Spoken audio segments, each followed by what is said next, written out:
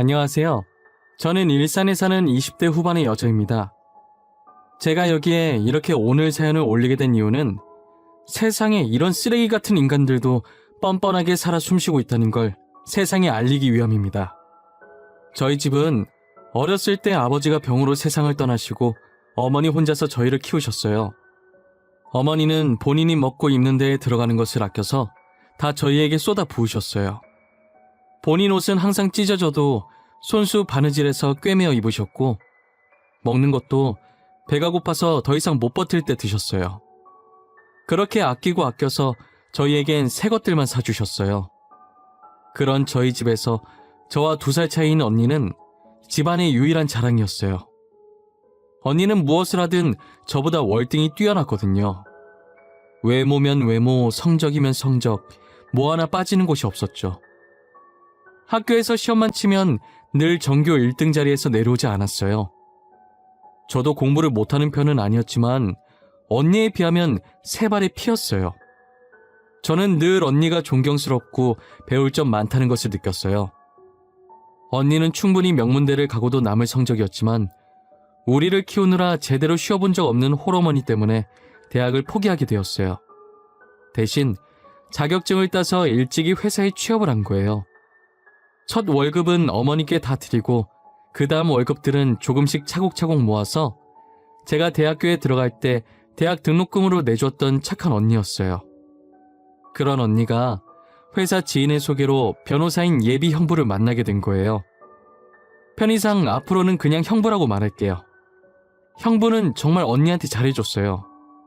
언니가 죽으라고 하면 죽는 신용도 하는 양반이었거든요. 처음에 형부와 결혼 얘기가 오갈 때 언니는 가진 게 없다고 걱정이 많았어요. 집안이 좋은 것도 아니고 그렇다고 부모님이 2분 다 살아계신 게 아니잖아요. 혹시나 시댁에서 집안도 별로고 홀어머니 밑에서 자란 니까짓게 감히 우리 잘난 변호사 아들 데려간다고 싫어하지 않을까 매일같이 걱정했어요. 하지만 이때까지 했던 걱정들이 다 쓸데없는 짓이었던 거예요. 형부도 홀어머니 밑에서 크셨고 처음부터 좋은 형편은 아니셨대요. 그래서 언니가 처음 인사드리러 갔을 때 어머니께서 다정하게 안아주셨다고 해요. 아이고 우리 새아가 어디서 이런 예쁜 아이를 데리고 왔을꼬. 얼른 들어오렴. 내가 너 오면 먹이려고 음식을 상다리 부서지게 준비했단다. 어머니 안녕하세요. 처음 인사드립니다. 이렇게 반갑게 맞이해 주셔서 감사해요. 제가 빈손으로 오는 건 예의가 아닌 것 같아서 과일 바구니라도 준비했어요. 마음에 드실지 모르겠어요. 어머, 내가 과일 좋아하는 거 어떻게 알고 벌써부터 이렇게 이쁜 짓을 할까? 만약 내가 과일을 안 좋아한다고 해도 우리 새아가가 주는 건데 억지로라도 다 먹어야지. 이렇게 좋아해 주실 줄 알았으면 진작 찾아뵐 걸 그랬나 봐요. 너무 늦게 와서 죄송해요. 저는 가진 것도 없이 잘난 오빠 데려가고 거기다 이런 귀한 대접을 받아도 되는 건지 모르겠어요. 그게 무슨 소리니? 못난 우리 아들 너같이 착한 애가 데려가줘서 나야 너무 고맙지. 가난하게 태어난 건 죄가 아니란다. 지금 잘 먹고 잘 살고 있지 않니? 기죽지 말고 당당하게 살아. 언니의 시어머니가 되실 분은 형부만큼이나 좋으신 분이셨어요. 그렇게 언니네는 쉽게 상견례를 하고 결혼 날짜를 잡을 수 있었어요. 결혼을 앞두고 언니와 형부는 들뜬 마음으로 둘이서 여행을 갔어요. 저는 그때로 다시 돌아가서 여행을 가지 말라고 뜯어 말렸어야 했어요. 언니에게 잘 갔다 오라고 마중 나갔던 과거에 제 자신한테 너무 자괴감 들더라고요. 아니, 어쩌면 이 일 덕분에 쓰레기 같은 인간을 거를 수 있었다는 생각도 듭니다. 여행을 갔던 언니와 형부가 늦은 밤에 집으로 돌아오던 중 거의 다 와가서 교통사고를 당했어요. 그래도 다행히 언니와 형부 둘 다 무사하다고 하더라고요. 뒤에서 트럭이 먼저 언니네 차를 박았는데 결혼 앞두고 괜히 큰일 내지 말자 싶어서 트럭 아저씨한테 잘못 따지지도 않고 그냥 바로 왔다는 거예요. 저는 사고 다음날 들은 거라 차 별로 안 깨졌겠지라고 생각하고 제가 잠시 차를 빌려 쓰려고 했었어요. 그런데 뒤에서 박은 것 치곤 앞도 만만치 않게 깨져 있는 겁니다. 꼭 차 앞부분에 누군가 큰 바위를 던진 것 마냥 움푹 들어가 찌그러져 있었어요. 하지만 저는 별로 대수롭지 않게 여기고 버스 타야겠다며 그냥 지나갔어요. 지금 생각해보면 그러지 말걸, 그때 더 열심히 차를 살필 걸 싶습니다. 그랬으면 이런 일이 생기지 않았을 건데 말이에요. 사고가 일어나고 며칠 뒤 저희 집에 경찰이 찾아왔어요. 지금 급하게 언니를 찾고 있다고 혹시 집에 있냐면서요. 안녕하십니까. 저희는 땡땡 경찰서에서 온 경찰들입니다. 혹시 박수현 씨 여기에 계십니까? 이번에 일어난 사건 때문에 저희랑 같이 서로 동행해 주셔야 할 것 같습니다. 경찰이요? 저희 언니인데 무슨 사건 때문에 그러시는 거예요? 혹시 언니가 무슨 잘못이라도 한 거예요? 뭐야? 아침부터 왜 이렇게 시끄러워? 누가 왔어? 경찰들이 우리 집에 무슨 일로 오셨대? 박수현 씨? 저희랑 같이 서로 가주셔야 할 것 같습니다. 땡땡과 땡땡땡땡 차 좀 맞으시죠? 당신을 뺑소니범으로 체포합니다. 주말이라 집에서 쉬고 있던 언니가 무슨 일이냐며 현관으로 나왔어요. 언니가 나오자마자 경찰이 다짜고짜 언니 손목에 수갑을 채우더니 글쎄 뺑소니범으로 언니를 체포한다는 거예요. 드라마에서만 듣던 미란다 원칙을 실제로는 처음 들어봤어요. 하지만 언니는 몇 년째 장롱면허 수준으로 운전을 잘할 줄 모른단 말이에요. 그런 자신의 운전 실력을 잘하는 언니가 평소에 집 앞 잠깐 마트 갈 때 말곤 차 운전도 잘 안 하는데 느닷없이 뺑소니를 했다고 하니 저희는 도저히 믿기지 않았어요. 당사자인 언니도 그런 적이 없으니 영문도 모른 채 자기는 아니라고 소리 지르며 잡혀갔어요. 저 또한 상황 파악이 전혀 안 되었고 엄마는 뺑소니범이라는 소리에 그 자리에서 기절하셨어요. 결국 언니는 가해자 신분으로 재판까지 가게 되었어요. 재판에 제가 참관하게 되었는데 언니는 본인이 한 일이라고 인정하더라고요. 저는 재판 중에 일어난 언니의 모든 행동들이 도저히 이해가 안 되는 거예요. 그때부터 이 사건에 엄청난 무언가가 있다는 생각이 들기 시작했어요. 언니는 모든 혐의를 인정하고 교도소에 들어갔어요. 저는 언니의 재판이 끝나자마자 곧장 형부가 있는 로펌으로 찾아갔어요. 형부, 이게 어떻게 된 일이에요? 언니가 왜 뺑소니범으로 잡혀가는 건데요? 저희 언니 운전 실력 형부도 잘 알고 있잖아요. 지금 이게 말이 되는 일이에요? 뭔가 잘못된 거죠? 처제, 이건 나도 어떻게 할 수가 없어. 모든 증거들이 다 수연이를 가리키고 있었어. 진짜 빼도 박도 못하는 상황이었다고. 나한테 와봤자 해결되는 건 하나도 없어. 말이 되냐고요. 운전이라고 해봤자 집 앞 5분 거리 마트 갈 때 말곤 운전 안 하는 사람이에요. 이거 뭔가 잘못됐어요. 나 이 일 절대 그냥 못 넘어가요. 진범 형부가 못 찾아내면 제가 찾아내요. 형부는 자신이 나서도 해결해줄 수 있는 방법이 없다며 이 사건에 아예 손을 떼버렸어요. 저는 그런 형부의 태도가 너무 의심스러웠어요. 왜냐면 그게 언니 차였긴 하지만 거의 형부가 운전하고 다녔거든요. 그리고 최근 들어 형부가 차를 새로 사서 애지중지 여긴다고 거의 언니 차만 타고 다녔었어요. 특히나 제일 의심스러웠던 점은 본인이 변호사임에도 불구하고 자신의 여자친구인 언니의 변호사로 안 나섰다는 게 제일 이상했었죠. 불행 중 다행인 게 제 남자친구도 변호사였어요. 제 남자친구는 저와 고등학생 때부터 알고 지냈고 원래는 검사를 준비하던 와중에 무엇 때문인지 모르겠으나 변호사로 생각을 바꿨더라고요. 형부처럼 로펌 출신은 아니었지만 그래도 인맥이 넓어서 로펌 변호사들이랑 친한 편이더라고요. 당연히 형부와도 제가 알기 전부터 친하게 지내던 사이였고요. 남친이 몰래 형부한테 수상한 점이 없는지 캐내려고 했었는데 제 귀에 들어갈까봐 그런 건지 도저히 그 사건에 대해 입을 안 연다고 하더라고요. 수연아 미안해. 나도 누님 일에 도움을 주고 싶었는데 그 형님이 당최 입을 안 여네. 무슨 말이라도 해야 뭘 물어보는데 아무 말도 안 해. 나보고 피곤하다고 계속 가라는 거야. 너가 뭐가 미안해. 괜찮아. 그 인간이 입을 안 여는 건데 너가 어떤 수로 알아내겠어. 언젠간 진실은 다 밝혀지게 되어 있으니까 조금만 있으면 뭔가 하나씩 나오겠지. 그렇겠지? 누님이 진짜 그럴 사람이 아니잖아. 내가 누님을 알던 세월이 얼만데 만약 형님이 무슨 짓을 한 거면 진짜 나도 용서 못할 것 같아. 말이라도 그렇게 말해줘서 고마워. 혹시나 진짜 작은 거라도 괜찮으니까 뭔가 알아낸다면 꼭 연락 줘. 알겠지? 남친은 제게 알아낸 게 하나도 없어서 저를 볼 면목이 없다며 전혀 도움되지 못했다고 엄청 미안해하더라고요. 그게 남친의 잘못은 아니니까 제가 뭐라고 할 수 없었죠. 그러다 남친이 급하게 제게 전화해서는 그 사건을 처음엔 형부가 맡았었다고 하더라고요. 수연아, 내가 방금 지나가다가 빅뉴스를 들었거든? 이야, 형님 진짜 몹쓸 사람이네. 사람들이 하는 얘기 들었는데 그 뺑소니 사건 원래 형님이 맡기로 했던 사건이래. 뭐? 근데 왜 형부가 아니라 다른 사람이 그 사건을 맡은 거래? 형부가 우리 언니 제일 잘 알잖아. 누명 벗게 해줘야지. 도대체 왜 그런 거야?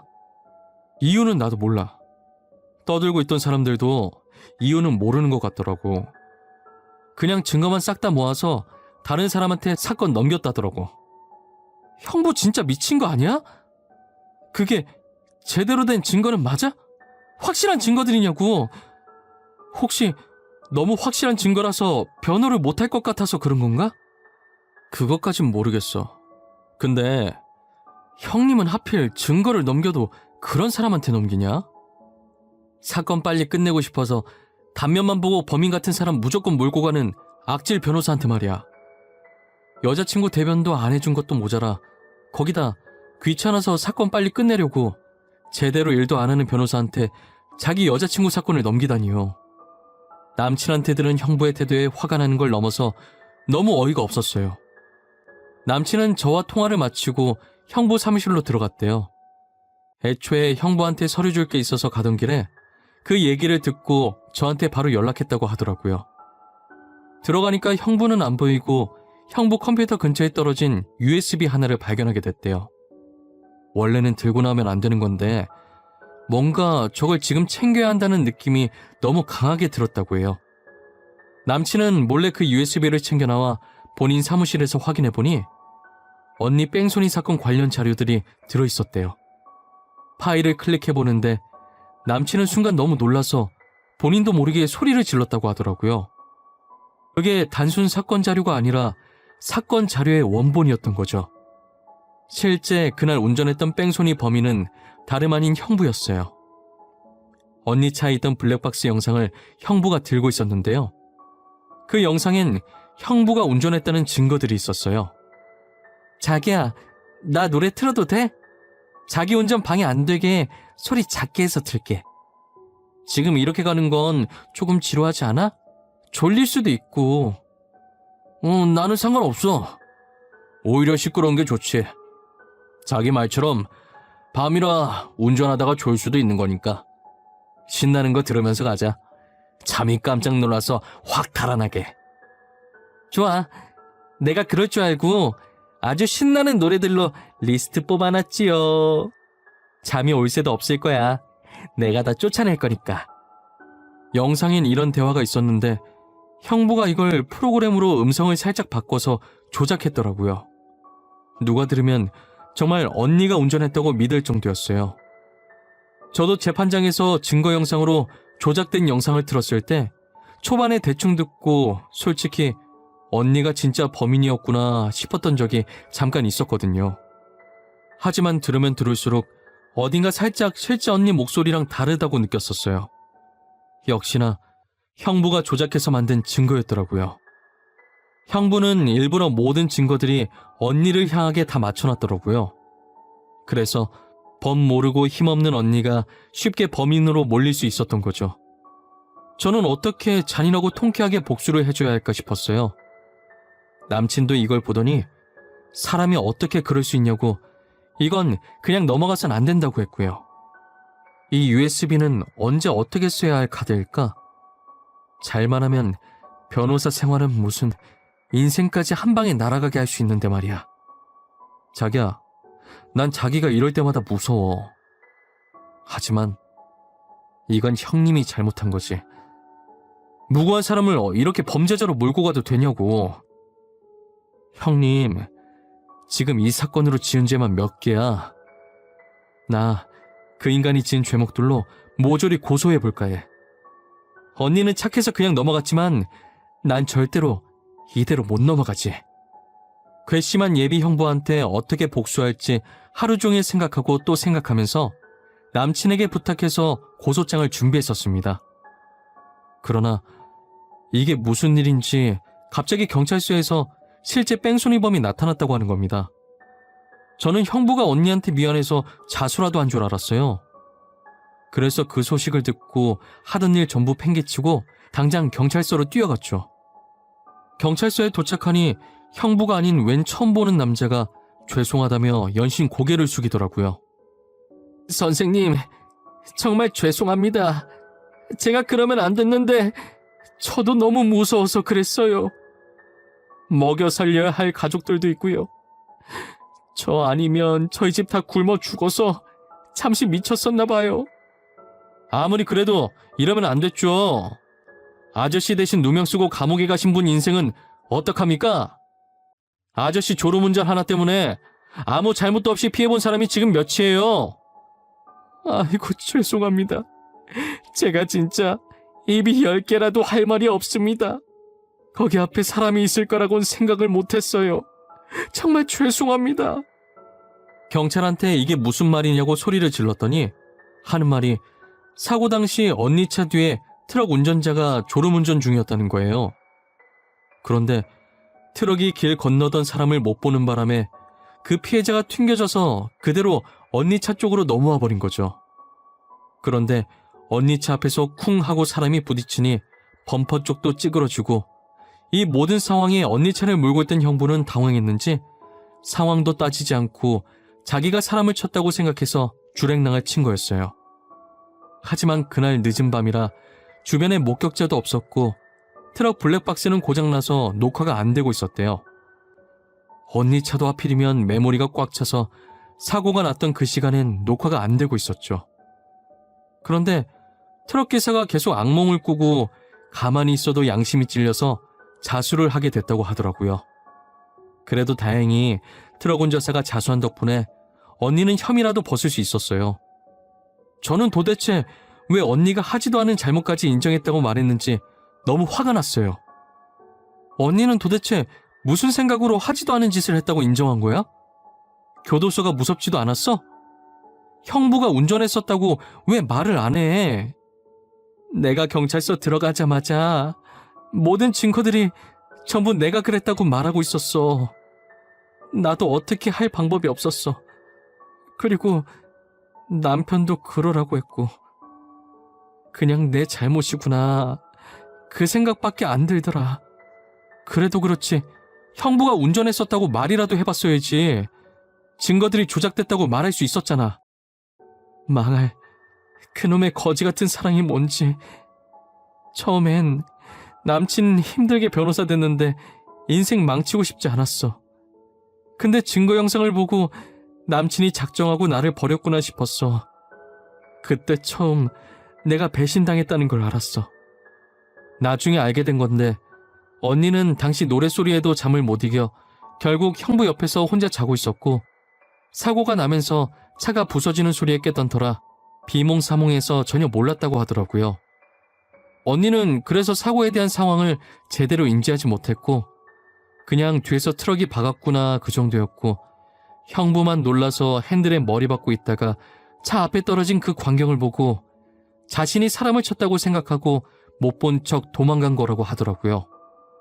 그래서 형부는 본인이 사람을 쳤다고 믿고 있어서 이대로 변호사 생활이 끝날까봐 모든 증거들을 언니가 범인으로 짜집기를 해놓았던 것이었죠.